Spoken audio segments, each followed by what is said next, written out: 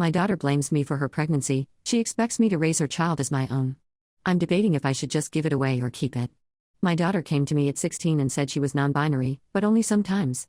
Like, some days she would feel more male than female and some days she would feel like neither.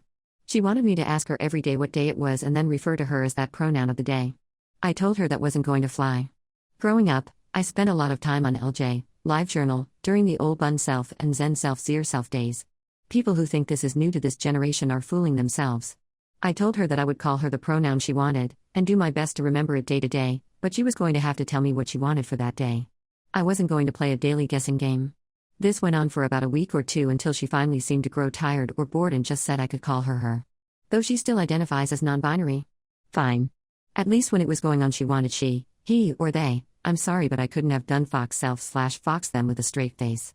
So that's the pronoun story and looking back where I think things started to go off the handle. Here's my real question.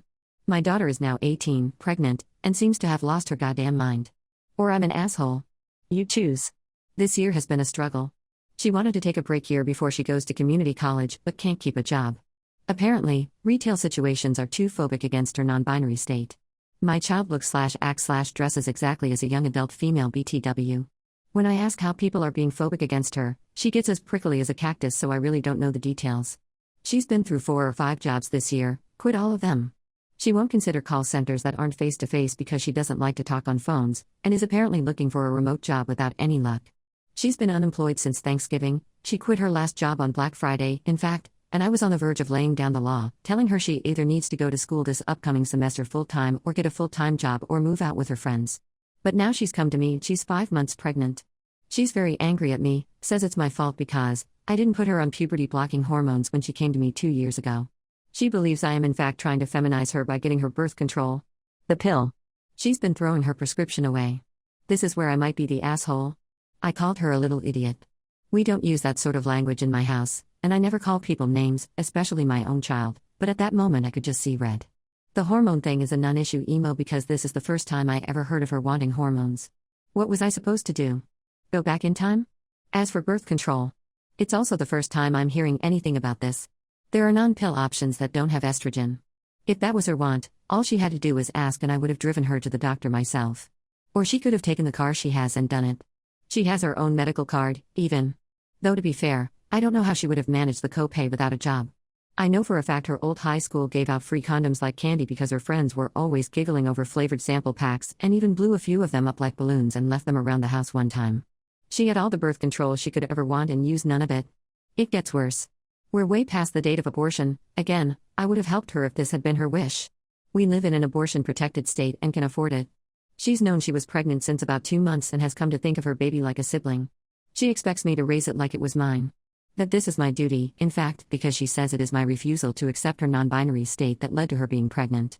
So she was going to get a brother or sister and I was going to have another child.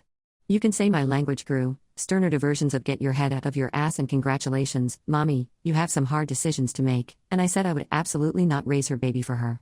She also refused to say who the father was.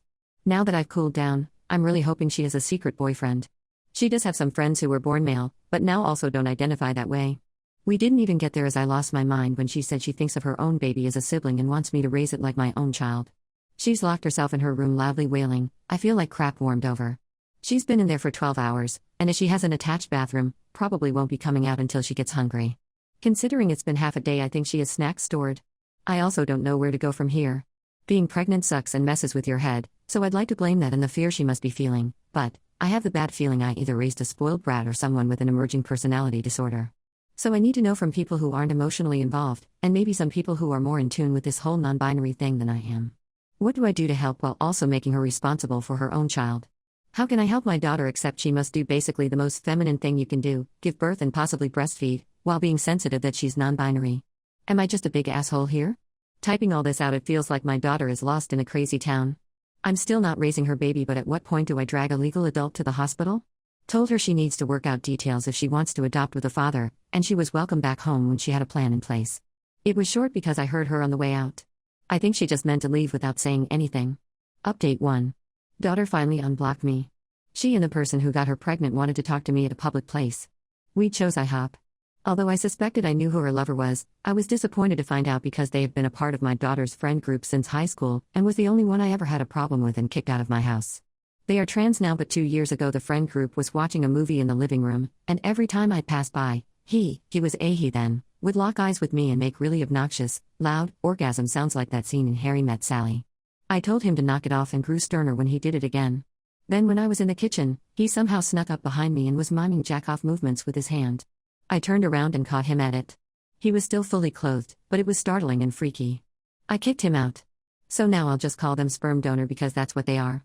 I'm still calling my daughter and she because I still haven't been told not to by her otherwise. So get off my case on that.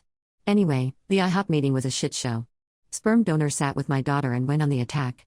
Sperm donor's points were, I was poisoning my daughter by making her take birth control. I only helped her get the prescription and would have done everything I could if I knew she didn't want to take the pill. There are other methods. It will take years to fix my daughter after all I did.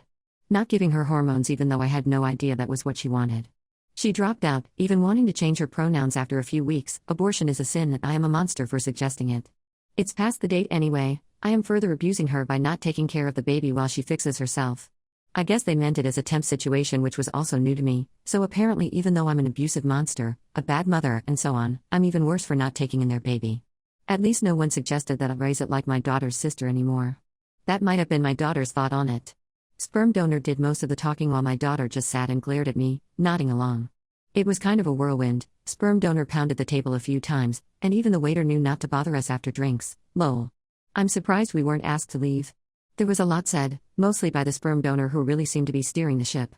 I asked why sperm donors couldn't take care of the baby and the sperm donor said their parents were even worse than me. I guess my daughter and sperm donor taking care of the child they created is out of the question. I told them that I would not be raising their baby for them and that adoption is the best bet. They said that if I don't agree to raise it, they'll make sure I'll never see the baby ever. I won't raise their child for them.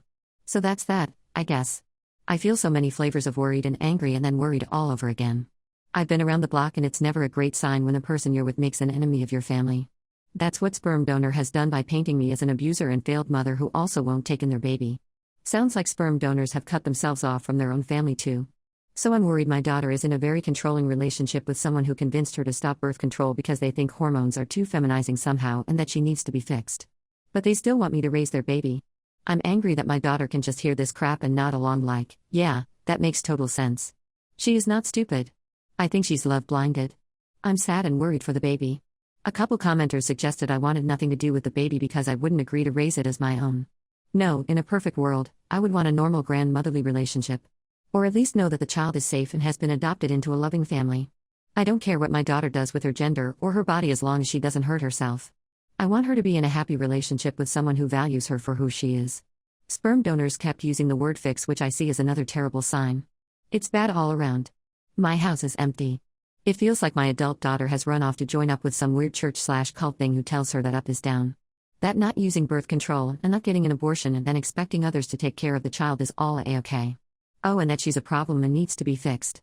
I texted her and said I would be there for her, but sperm donors were still not welcome in the house.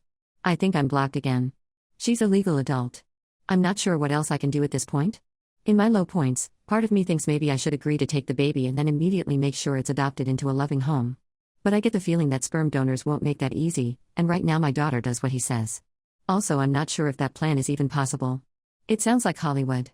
I have an appointment to speak with a counselor, but the soonest I could get is April. Some of my friends think I should take the baby in either to get them away from the parents or because they think it's my duty or both. The only silver lining in this was that they both seemed sober. I don't think there's drugs involved. Am I in the wrong here?